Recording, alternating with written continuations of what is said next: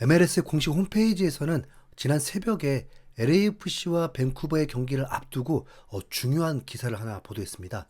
뮬러 대 손흥민, 밴쿠버와 LAFC의 대결에서 누가 더 우위를 점할까라는 제목으로 두 선수를 자세히 분석한 기사인데요.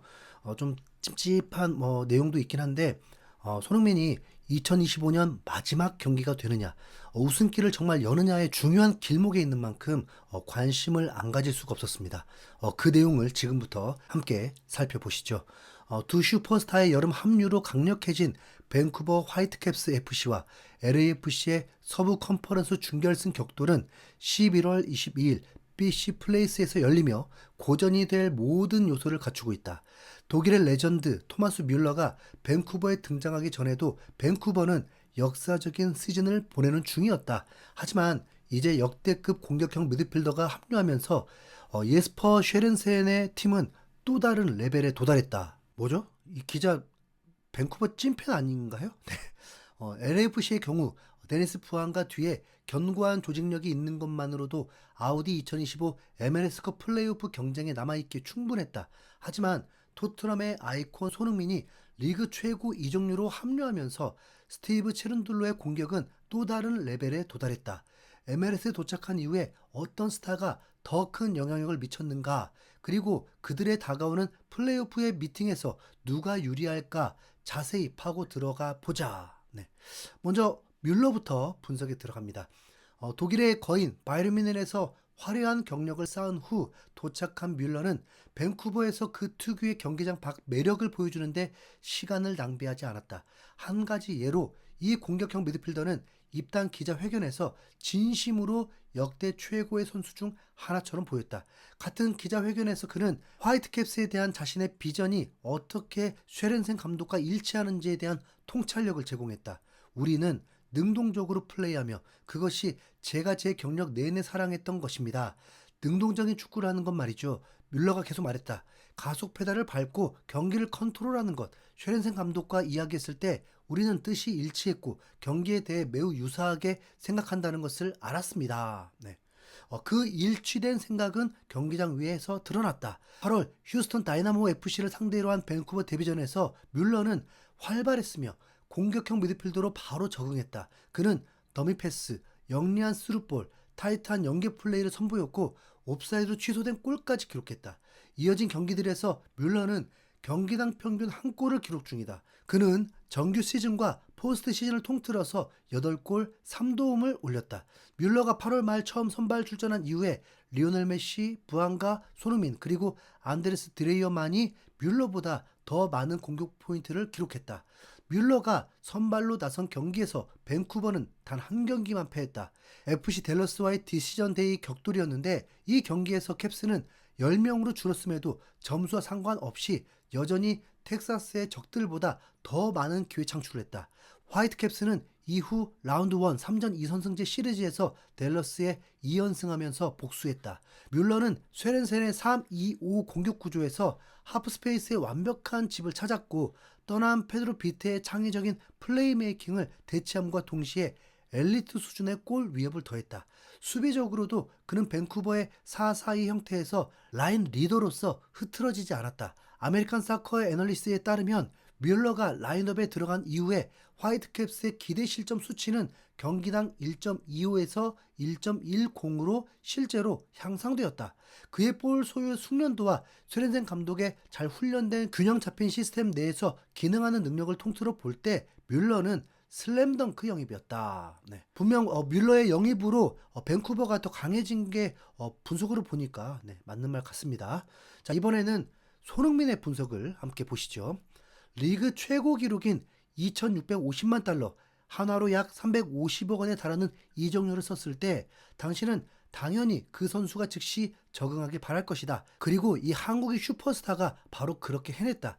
LAFC 데뷔전에서 손흥민은 시카고 파이어 FC 원정에서 결정적인 동점 페널티킥을 얻어내면서 승점 1점을 획득했다. 그 결과는 놀라운 상승세의 시작이었고 손흥민이 LAFC에서 첫 경기를 치른 이후에 현재까지 단 2번의 패배만을 기록했다. 그중 한 번은 손흥민과 부안가가 없던 10월 A매치 기간이었다.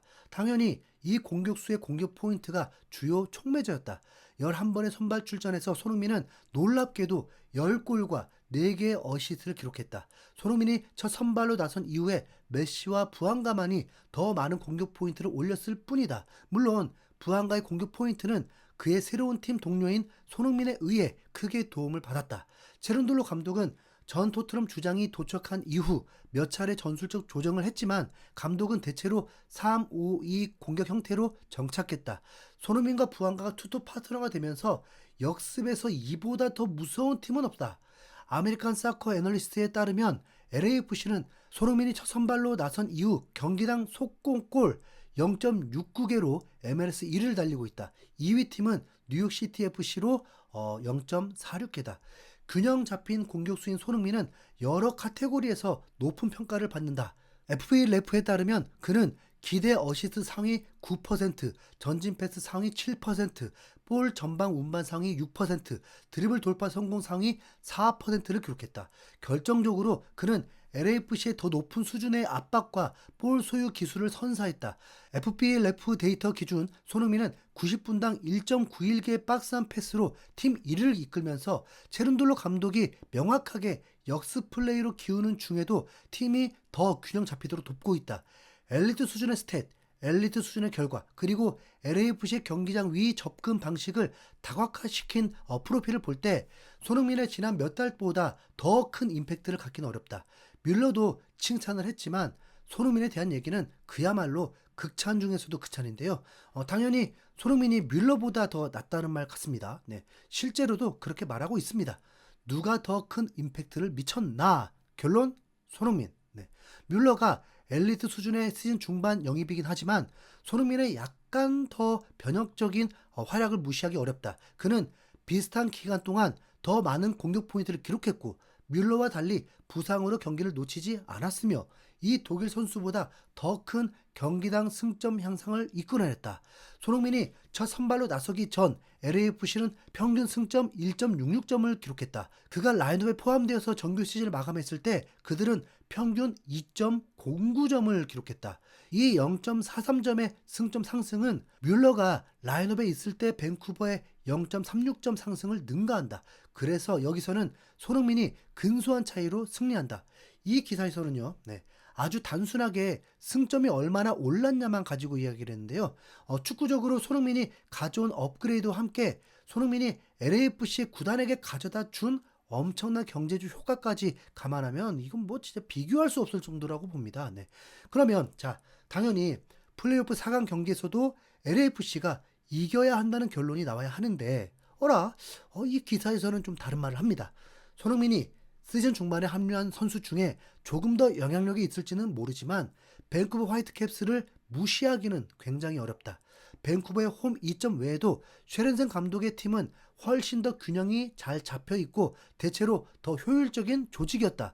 밴쿠버 코칭 스태프는 공격할 때조차 항상 팀의 수비 형태를 주시하고 있기 때문에 밴쿠버는 LAFC의 역습을 제한할 준비가 되어 있다. 게다가 라이언 골드와 몇몇 다른 부상 선수들이 더 완벽하게 복귀할 수 있도록 긴 휴식 시간을 가졌기 때문에 밴쿠버는 LAFC와의 격돌이 다가올 때쯤 가장 강력한 전력이 될 수 있다.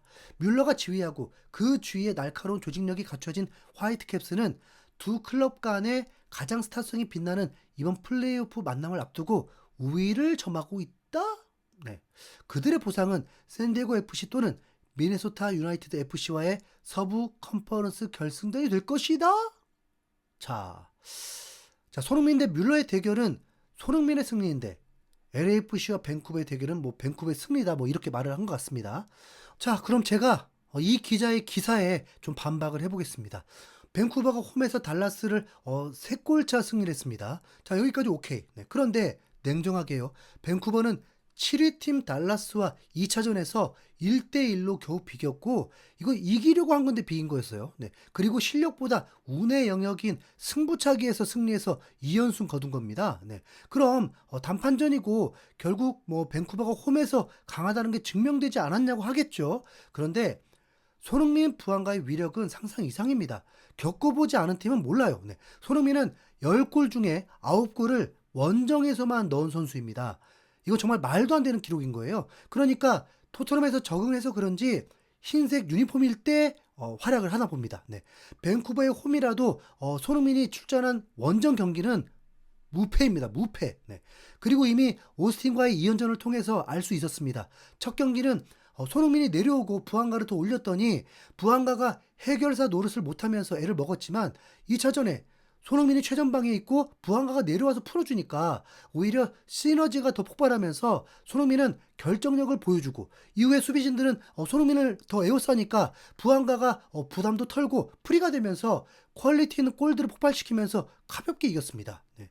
이 정보만 넣었어도 그런 결론 내지 못했을 것입니다. 부안가의 센스도 나쁘지 않으니까 손흥민을 최전방 올리면 충분히 승산이 있습니다. 네. 손흥민이 밴쿠버에서 헤드트릭 폭발시켜버리면서 이 예측이 틀렸다는 걸 확실히 증명해 주길 기대해 보도록 하겠습니다. 자, 손흥민 파이팅! LAFC 화이팅! 이상 흰수염고래였습니다. 감사합니다.